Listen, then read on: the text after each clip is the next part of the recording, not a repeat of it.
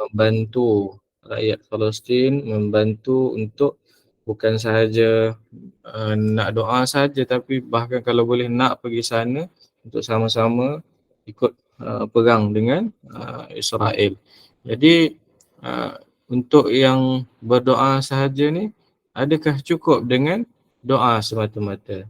Jadi hari ini kita akan cuba jawab soalan ini, dan kita akan cuba uh, ataupun kita apa berdasarkan pembacaan Al-Quran kita, kan, berdasarkan pembacaan Al-Quran kita, apa yang kita jumpa daripada Al-Quran yang boleh menjawab kepada persoalan ini. Jadi saya bawakan kepada tuan-tuan, puan-puan hari ini ayat ke-9 daripada surah Al-Ahzab. Ayat ke-9 bermula ayat ke-9 hingga ayat ke-15 insya-Allah. Pada hari ini kita akan cuba baca tadabbur ayat yang ke-9 hingga ayat yang ke-15. Insya-Allah taala kita tengok apa yang diberikan ataupun disembunyikan hikmah oleh Allah Subhanahu Wa Taala melalui ayat-ayat suci yang kita akan tengok sebentar sahaja lagi. Pertama, tuan-tuan puan-puan yang dikasihi oleh Allah Subhanahu Wa Taala, sama-sama kita tengok ayat ke-9, bagaimana Allah beritahu kepada orang-orang yang beriman. Kitalah, kan, orang-orang yang beriman tu kitalah. Ingatlah, wahai orang-orang beriman, ingatlah nikmat yang Allah telah limpahkan kepada kamu. Allah bagi tahu kepada kita untuk kita ingat salah satu nikmat yang Allah telah berikan kepada kita. Apa nikmat tu? Ataupun apa yang kita kena ingat tu? Ingatlah peristiwa peperangan Ahzab. Allah kata dalam ayat ni, kamu kena ingat perang Ahzab, kan? Bagaimana dalam perang Ahzab tu Allah hantarkan bantuan daripada bentuk angin ribut yang kencang, serta tentera daripada kalangan malaikat yang kamu tak dapat melihat. Ini Allah bagi tahu kepada kita. Bila kita baca Quran, kan, kita kena tengok apa pesanan Allah kepada kita, apa yang disembunyikan oleh Allah dalam bentuk hikmah kepada kita melalui ayat-ayat suci Al-Quran yang diturunkan kepada kita. Antaranya dalam ayat inilah Allah bagi tahu kita kena ingat balik dalam peperangan Ahzab, Allah pernah bantu, kan? Allah pernah bantu tentera Islam ketika itu dengan menghantar angin ribut yang kencang bersama-sama dengan tentera daripada kalangan malaikat, sehingga umat Islam ketika itu menang di dalam peperangan Al-Ahzab. Ayat yang berikutnya, Allah cerita dalam ayat yang ke-10 pula. Apa nama ni? Kenapa Allah hantar bantuan? Kan? Kenapa Allah hantar bantuan? Adakah Allah hantar bantuan tanpa kita tentera Islam ketika itu berhadapan dengan susah? Allah cerita dalam ni, ketika itu tentera musuh, tentera kafir datang dari segenap arah untuk menyerang kamu, kan? Dan ketika itulah kamu tak ketahuan, kamu bingung, resah, gelisah, cemas, takut, dan kamu pun bersangka dengan pelbagai sangkaan dengan Allah Subhanahu Wa Taala. Saya ada baru-baru ni ada dengarlah satu ceramah yang beritahu bahawa ada pengalaman askar yang telah yang telah pencen, cerita bagaimana berhadapan dengan perang ni.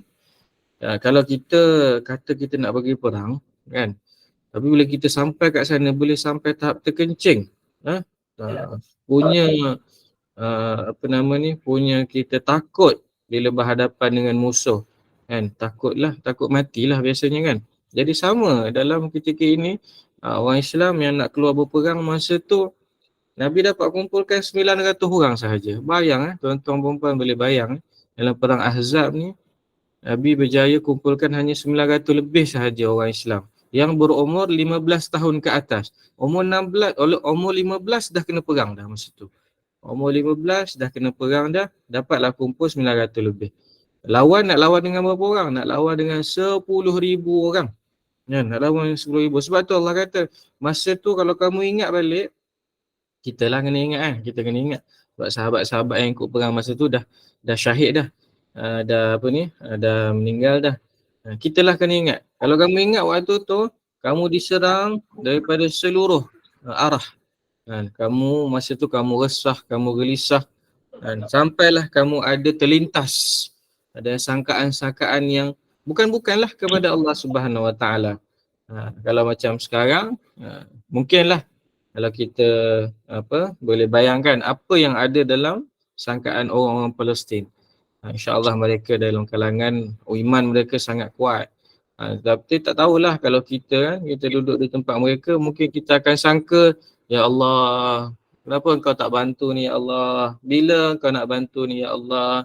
Kan? Kita kalau kita tengok kan, Nabi pernah tak cakap macam tu? Nabi pernah tak tanya pada Allah, ya Allah, bila engkau nak bantu umat engkau ya Allah?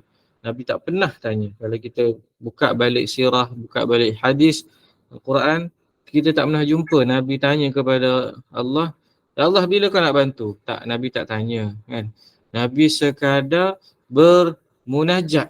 Nabi sekadar berdoa kepada Allah Subhanahu Wa Taala sampailah Allah turunkan bantuan. Tak kisahlah 16 bulan ke, 1 tahun ke, 6 tahun ke, Nabi tetap bermunajat sehinggalah Allah yang menurunkan bantuan itu. Pada kuliah yang sebelum yang lepas, kita ada sebut bagaimana Allah sebut dalam Al-Quran, jangan kamu sangka Allah itu lalai daripada perbuatan orang-orang yang zalim. Jangan kita ingat Allah tu tak ada. Allah tu tidur, Allah tu tak tengok bagaimana orang-orang yang zalim buat terhadap orang saudara-saudara kita di Palestin. Tetapi Allah sekadar Puan Maimunah Abu Bakar rasanya boleh mute-kan, terima kasih. Tetapi ayat tu menyebutkan Allah sekadar menangguhkan sahaja. Menangguhkan azab tu. Allah tak balas segera kan. Allah balas kemudian nanti. Bila Allah balas? Bila Allah balas nanti tak berkelip mata orang yang tengok azab Allah yang turun tu. Sampai terkejut sampai tak berkelip. Dahsyatnya bantuan yang Allah turunkan kepada hamba-hambanya yang beragama Islam. Jadi sambungan kepada ayat ni, pada ayat yang ke-11, pada saat itulah orang-orang beriman diuji dan digoncangkan perasaan dan pendiriannya dengan goncangan yang amat dahsyat. Kalau kita duduk di sana, itulah kita diujilah. Kita akan diuji sejauh mana kita percaya kepada apa yang Allah Subhanahu Wa Taala janjikan. Kalau dia boleh jadi dua kemungkinan. Pertama, mati, syahid. Percaya kepada Allah Subhanahu Wa Taala, syahid itu diberikan syurga tanpa hisap.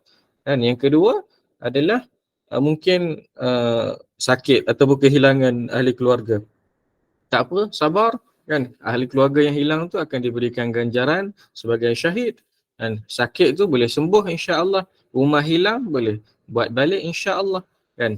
Percaya kepada janji Allah. Itulah ujian yang diturunkan ni untuk menguji iman orang-orang Islam yang ditimpakan dengan ujian tersebut. Sambungan lagi pada ayat seterusnya ialah ayat ke-12. Ingatlah masa tu ada juga orang-orang munafik di kalangan kamu. Kan dalam Islam ni kita ada kelompok munafik.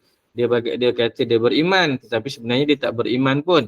Bila dia tengok tentera ramai datang untuk menyerang tentera Islam, maka masa tu orang munafik ni mula takut. Dia kata pada semua orang, dia hasut semua orang, dia kata inilah sebab kita datang perang lah kita nak mati. Kalau kita tak datang perang, kita duduk elok-elok kat rumah, selamat kita. Dia hasut. Orang munafik ni hasut orang-orang Islam ketika itu. Tengok ayat berikutnya, ayat ke-13, bagaimana disebutkan yang sampai tahap mereka nak balik daripada perang, nak balik ke rumah, takut sangat nak balik ke rumah, tak nak teruskan perang. Daripada 900 orang ni nak balik kan, nak balik sebab takut sangat, lawan 10,000 orang, ya Allah. Hebat sangat, subhanallah. Jadi mereka nak larilah daripada perang kan. Ayat yang ke 14 pula, sekejap, ayat ke-13 ni kan, bagaimana orang munafik. Ada satu lagi disebutkan dalam hadis dalam perang ni kan, dalam perang Ahzab ni, ketika kan kita tahu perang Ahzab ni perang yang gali parit 12 km panjang. Kalau tuan-tuan perempuan pergi Mekah, pergi Madinah, bolehlah tengok tempat dia kan, 12 km panjang gali parit tu. Jadi ketika mana gali parit tu, jumpa dengan satu batu besar, batu yang keras, yang tak boleh dihancurkan oleh orang biasa. Jadi mereka pun panggil Rasulullah, maka Rasulullah pun pergi, dan Rasulullah pun ambil tongkat ataupun katakan kapak. Rasulullah ketika Rasulullah nak hayun tu, terselak baju Rasulullah sampai nampak di perut baginda SAW yang mulia tu terikat 2 biji batu.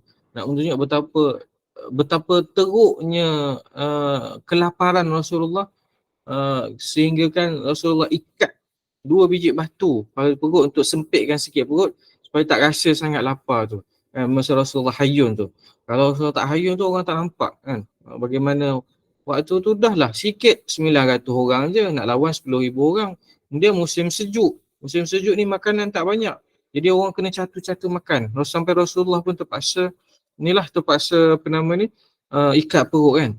Jadi pada pukulan yang pertama, Rasulullah pukul, batu tu terbelah sikit.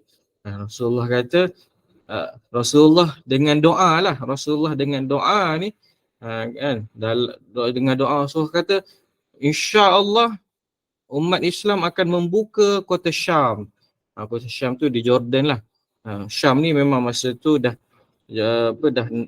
negara yang established dah maju dah masa tu. Umat Islam di Madinah belum maju lagi masa tu. Tapi Syam masa tu dah maju dah di bawah pentadbiran Rom. Kan. Pukulan pertama, Nabi pukul, pecah sikit batu. Sebabkan perkara tu macam mustahil kan. Jadi Nabi nak tunjukkan ini yang kita tengok mustahil ni, Allah boleh buatkan batu tu terbelah. Dan sampai tahap Allah boleh buatkan umat Islam boleh buka kota Syam yang jauh tu. Dan masa tu ni tengok orang munafik kata apa. Orang munafik kata, kan. Dah lah nak lawan dengan 10,000 orang pun dah tak terlawan, terkencing-kencing.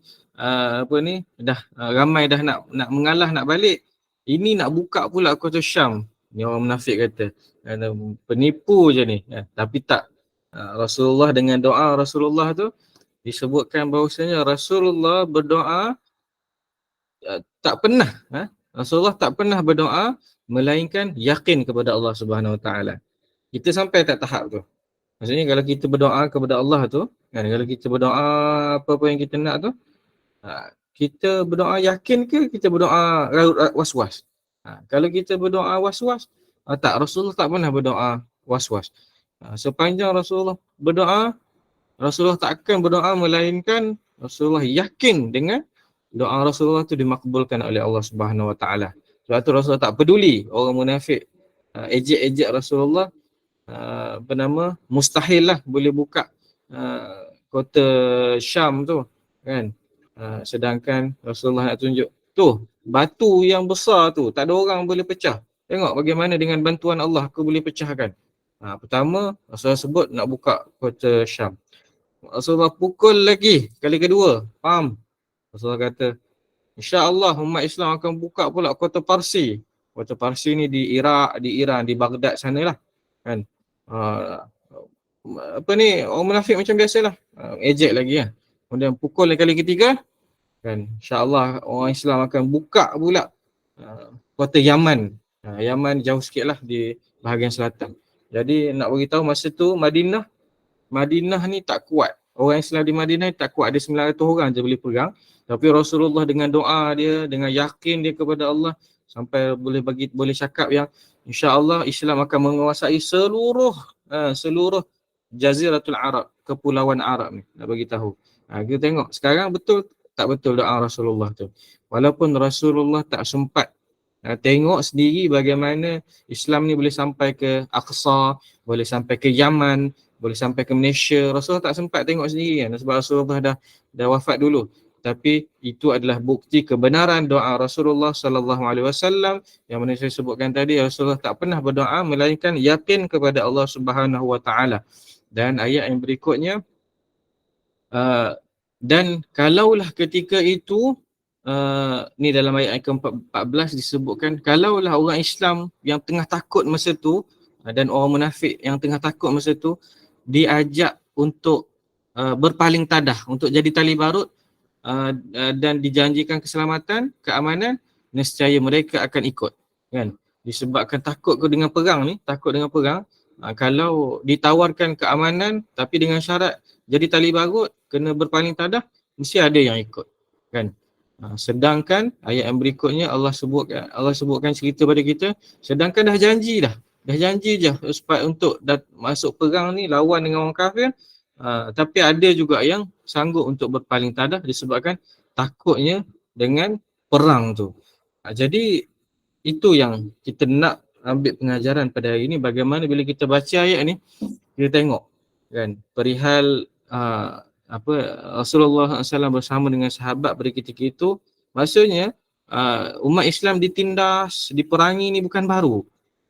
Pada zaman Rasulullah sendiri umat Islam ditindas, diperangi sampai tahap disebutkan oleh Allah, orang Islam sendiri rasa takut, kan, rasa mula ada sangkaan-sangkaan tak baik pada Allah.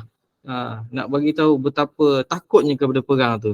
Jadi apatah lagi dengan umat Islam yang sekarang, kan, yang dah jauh dengan Rasulullah ni, mestilah lagi takut, mestilah lagi ada banyak sangkaan-sangkaan kepada Allah. Jadi sebab itulah kita kena betulkan semula, kita kena balik semula, kita kena beriman kepada Allah Subhanahu taala bahawasanya apa yang kita doakan, kan, apa sahaja yang kita doakan itu kita kena doa dengan yakin. Kita kena doa dengan yakin, kan, walaupun kita tak sempat lihat doa kita itu dimakbulkan.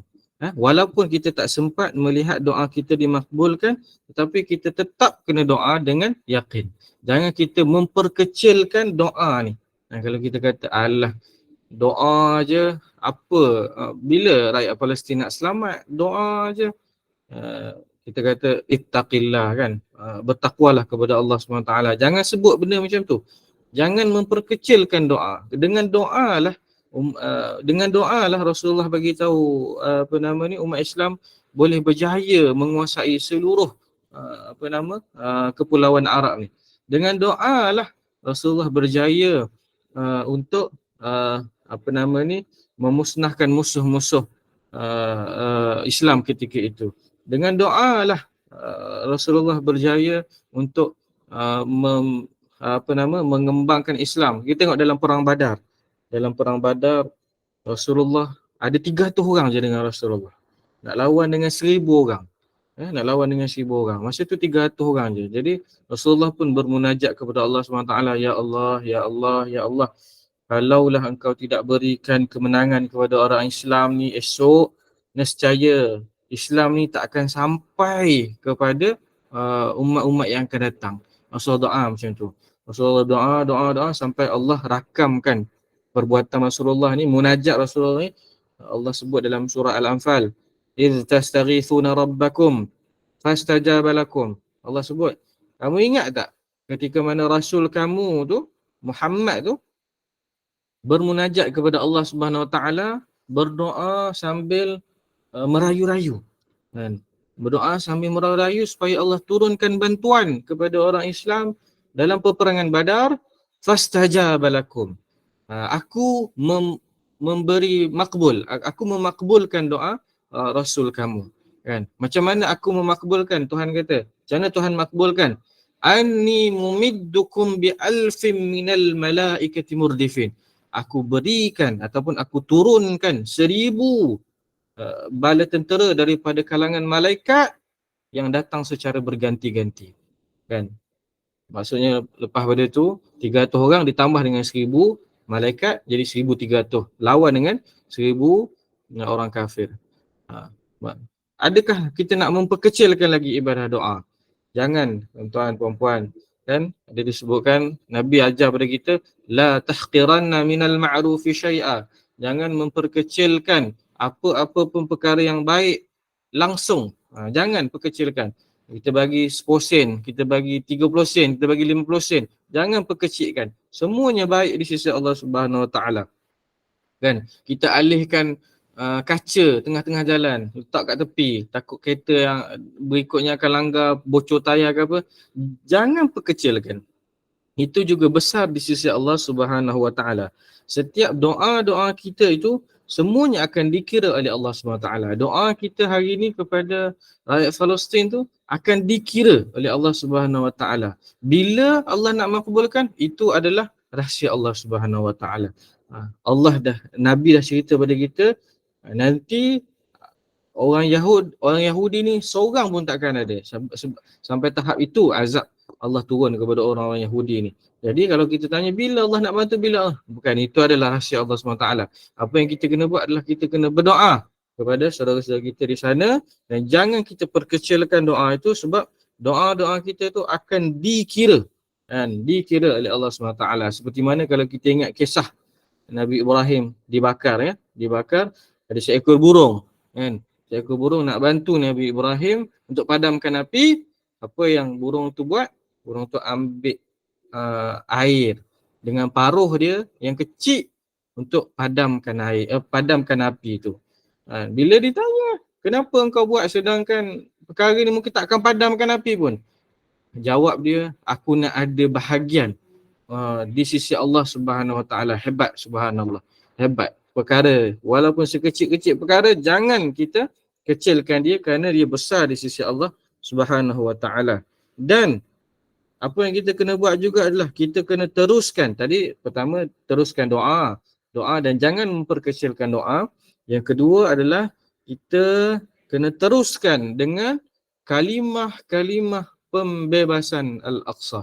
Kita kena terus menyebut Al-Aqsa akan bebas, Al-Aqsa akan merdeka. Kita birruh waddam nafdika ya Aqsa, kan? Macam-macam lah perkataan-perkataan yang menunjukkan yang janji Allah itu akan membebaskan bumi Al-Aqsa daripada cengkaman Yahud. Kena terus. Kalau kita rasa benda tu sia-sia, tak, benda tu tak sia-sia. Itu adalah sebahagian daripada tafaul kepada Allah SWT. Minggu lepas saya ada kongsikan berkenaan dengan tafaul. Bagaimana kita kena sebutkan benda yang baik-baik yang kita nak harapkan benda tu berlaku. Kita sebut, kan, kita doa, kan, dalam doa qunut nazilah, kan, Allahumma ansiril ikhwanana al-muslimin fi Palestin. Ya Allah, turunkanlah bantuanmu kepada ikhwan kami di Palestin. Kan, itu adalah sebahagian daripada doa dan tafaul kepada Allah Subhanahu Wa Taala. Teruskan dengan sebutan kalimah-kalimah yang membebaskan Al-Aqsa, saudara-saudara kita di Palestin. Ia adalah sebahagian daripada tafaul kepada Allah Subhanahu Wa Taala. Dan jangan kita ambil pendekatan untuk buat tak tahu. Ataupun kita kata tak apalah, dia dekat sana berperang sama dia je, biar dia lah berperang. Tak boleh.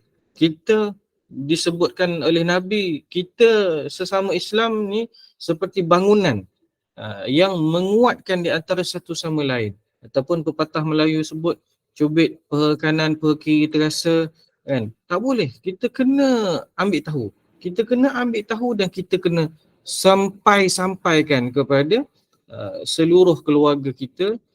Kalaulah kita tutup mata sekalipun, kita tengok Palestin tak bebas lagi, insya-Allah generasi akan datang akan sentiasa memperjuangkan Palestin sehingga turunnya kemenangan daripada Allah Subhanahu Wa Taala. Kena terus ambil tahu. Walaupun dia berulang-ulang, tiap tahun mesti berlaku. Kita pun sampai tahap lali dah. Jadi pula. Tak boleh macam tu, tuan-tuan. Kita kena ambil tahu. Kita kena ambil tahu dan sentiasa sentiasa tambah ilmu kita supaya Perjuangan ini adalah perjuangan yang berterusan. Walaupun kemenangan itu tak berlaku pada zaman kita, dia akan berlaku pada zaman generasi-generasi yang akan datang. Jadi teruskan untuk ambil tahu, jangan kita rasa sia-sia dengan ambil tahu, kerana perkara ini tak sia-sia langsung. Tunjukkan kebersamaan kita dengan saudara-saudara kita di sana, insya-Allah inna nasrallahi qarib. Sesungguhnya kemenangan Allah ataupun bantuan Allah itu dah dekat. Cuma janganlah kita tanya bila Allah nak turunkan bantuan. Itu sahaja yang kita kongsikan pada malam ini. Mudah-mudahan kita akan dapat manfaat bersama, manfaat untuk diri saya juga, manfaat untuk tuan-tuan puan-puan juga. InsyaAllah mudah-mudahan kita akan dapat satu ilmu bagaimana untuk kita berikan respon ketika mana berlakunya situasi-situasi seperti sekarang. Bukanlah hanya satu-satunya cara kita kena pergi perang, bukan. Itu bukan satu-satunya cara. Kita betulkan, kita kembali beriman kepada Allah Subhanahu Wa Taala. InsyaAllah semuanya telah diceritakan di dalam Al-Quran. Kita baca dan kita ambil manfaat. Sekian, saya serahkan semula kepada admin yang bertugas. Baik, Alhamdulillah Ustaz. Terima kasih. Syukran jazilan kasiran di atas pimpinan bacaan surah-surah pilihan pada malam ini dan juga tadabbur ringkas mengenai isu-isu yang semasa berlaku di zaman kita sekarang. Jadi insya-Allah daripada surah Al-Ahzab, insya-Allah kita doakan bersama, ud'uni fastajib lakum. Allah kata kita teruskan berdoa maka aku akan mustajabkan doa tersebut. Insya-Allah. Terima kasih Ustaz di atas tazkirah yang disampaikan. Semoga sama-sama kita dapat mengambil manfaat dan juga keberkatan daripada bacaan-bacaan ayat suci Al-Quran kita sebentar tadi. Dan teruskan dengan kalimah pembebasan Al-Aqsa. Semoga kita dapat melihatlah, kalau boleh tu nak tengoklah kemenangan Al-Aqsa. InsyaAllah semoga Allah kurniakan pembebasan cepat untuk mereka, insyaAllah. Terima kasih Ustaz sekali lagi dan juga seluruh jemaah halaqah manya kita yang telah mengikuti bacaan daripada awal hingga ke akhir rancangan. Terima kasih, jazakumullahu khairan kathiran, dan saya serahkan kembali majlis kepada Al-Fadhil Ustaz untuk sama-sama kita tangguhkan dengan tasbih kafarah dan suratul Asr. Silakan Ustaz. Subhanakallahumma bihamdik asyhadu an la ilaha illa anta astaghfiruka wa atubu ilaik. Bismillahirrahmanirrahim. Wal 'asr innal insana lafi khusr illa alladhina amanu wa 'amilus salihati wa tawassaw bil haqq wa tawassaw bis sabr. Alhamdulillah. Terima kasih Ustaz. Terima kasih semua sahabat-sahabat. Jumpa lagi insya-Allah. Terima kasih Ustaz.